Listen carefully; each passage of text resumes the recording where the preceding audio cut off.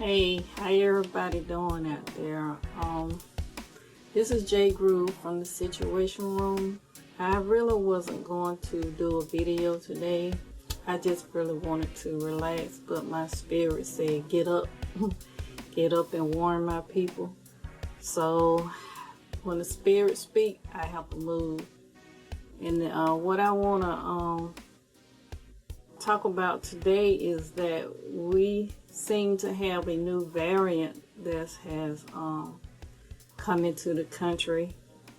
The variant is called the Lambda Variant. I guess I'm pronouncing that right. But it's a new mutation known as the Lambda Variant, thought to have increased in resistance to the vaccine, has appeared in the United States, according to the information I received. And it said it was first discovered in Peru in November of 2020. So that means that they kind of like knew about it for a while, but probably wasn't expecting it to reach the U.S. And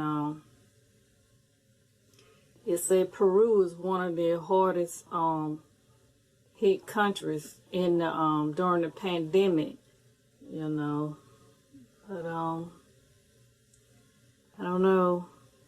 But like we're gonna be looking at a few mutations. If you go back to one of my previous videos, you remember me saying that that's what viruses do.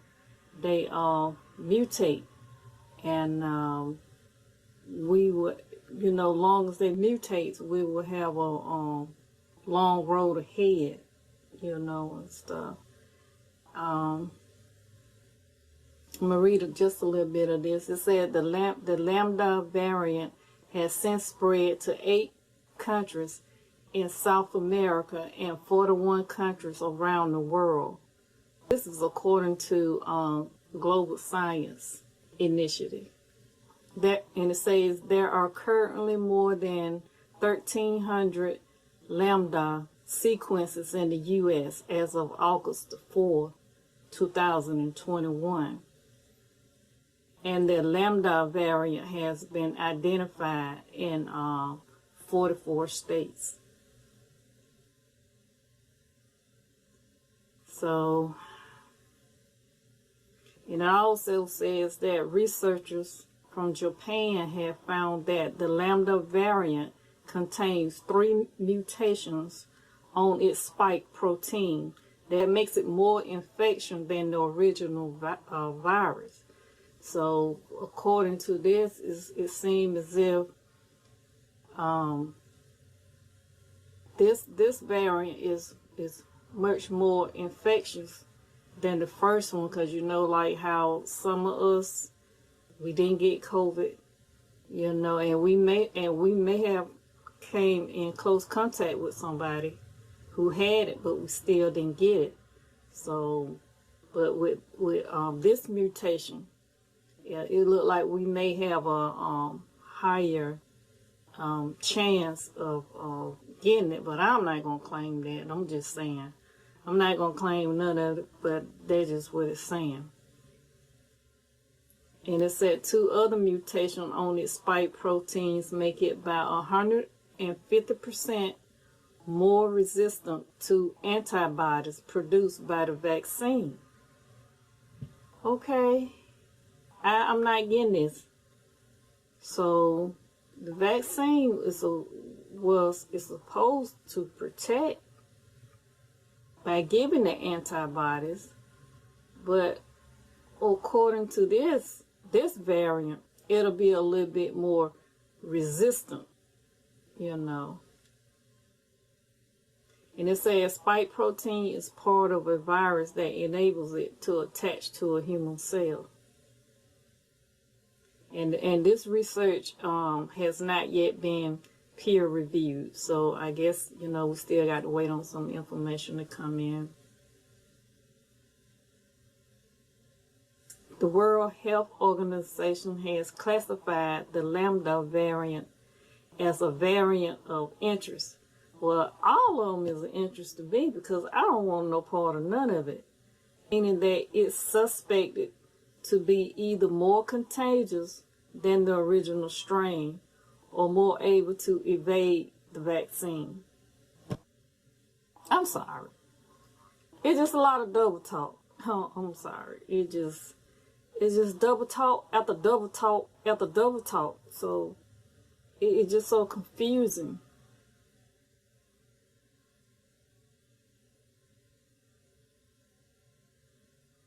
And I'm not anti-vaccine. I'm not. I believe vaccines are good. But it's just the double talk and all. I don't know. And it said when more evidence emerges that the variant does either of those things, it will be reclassified as a variant of concern. It's already a concern for me. I don't have to wait, for anyone to reclassify. It's already a concern because it's still part of the virus that going on now. It's still part of the Delta, the first original COVID. It don't make no difference what name you give it. It doesn't matter. It's still a part of the same deadly virus.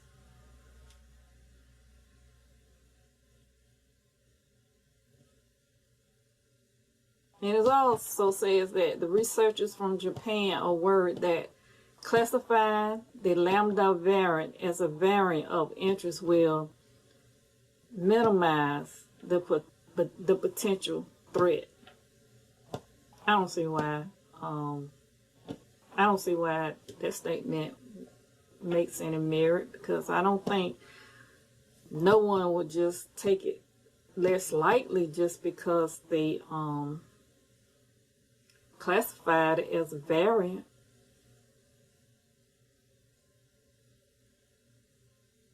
Because we do understand what variants are. It's a variation of something that was the original. That's what a variant is.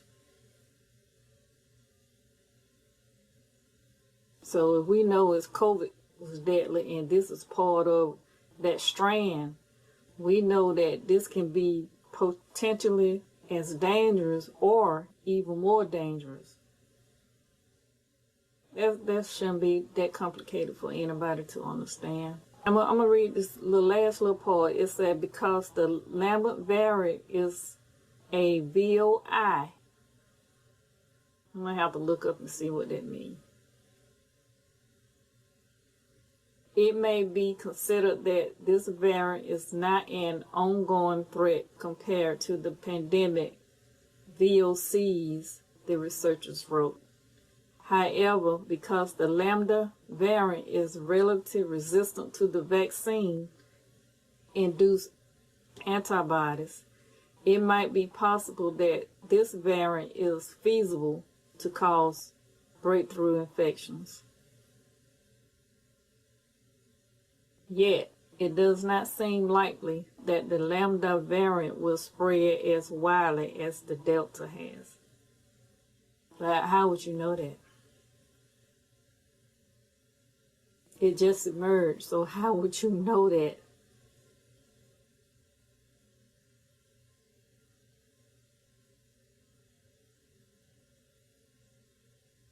Okay, I said that was going to be the last part, but let me read this little last part right here. It said those 1,300 confirmed cases of the Lambda variant in the U.S. amount to less than 0.2% of new cases.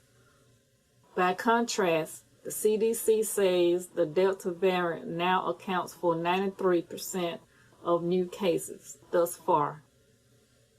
The CDC has not classified the Lambda variant as either a variant of interest or concern. And why not?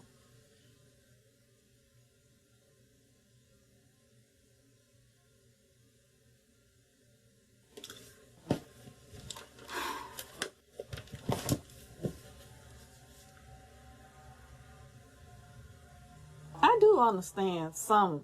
I do understand some data.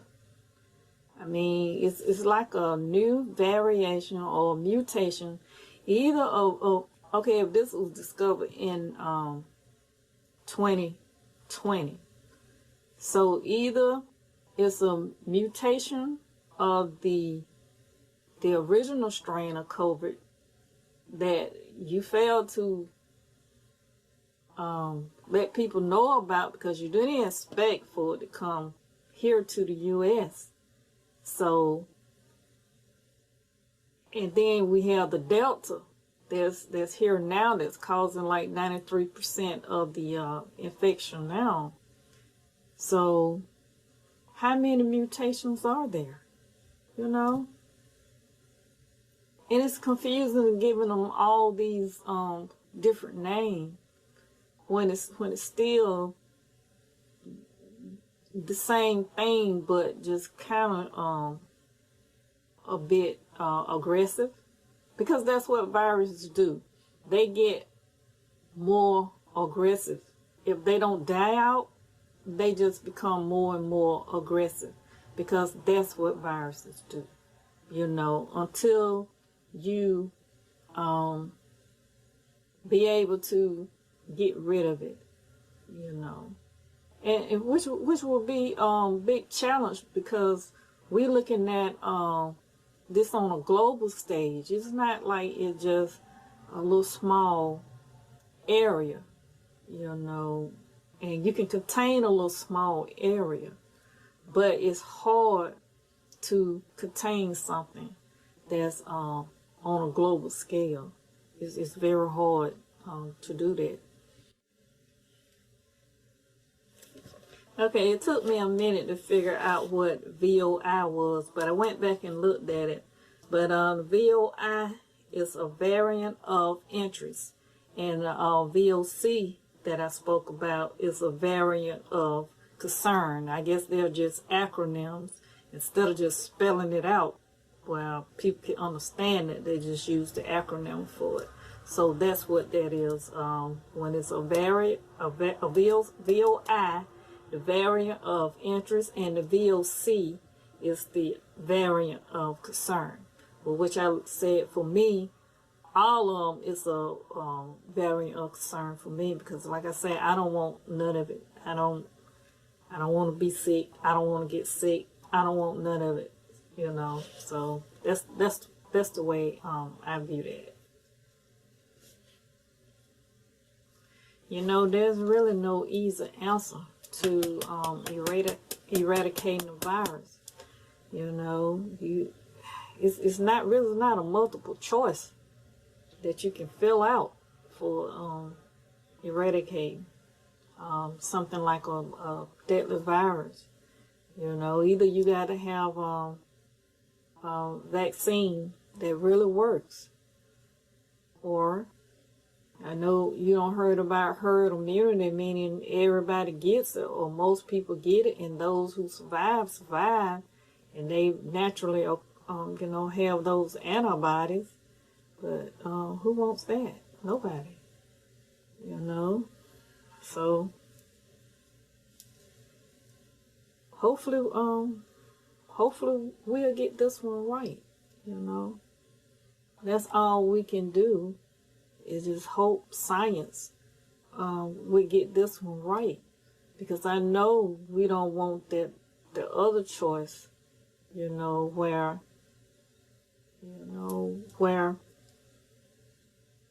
civilization is affected to a point where you practically pretty much have to start over.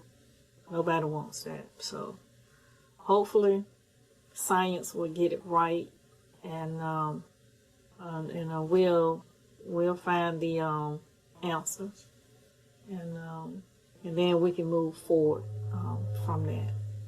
This has been J Groove from the Situation Room podcast. See you next time.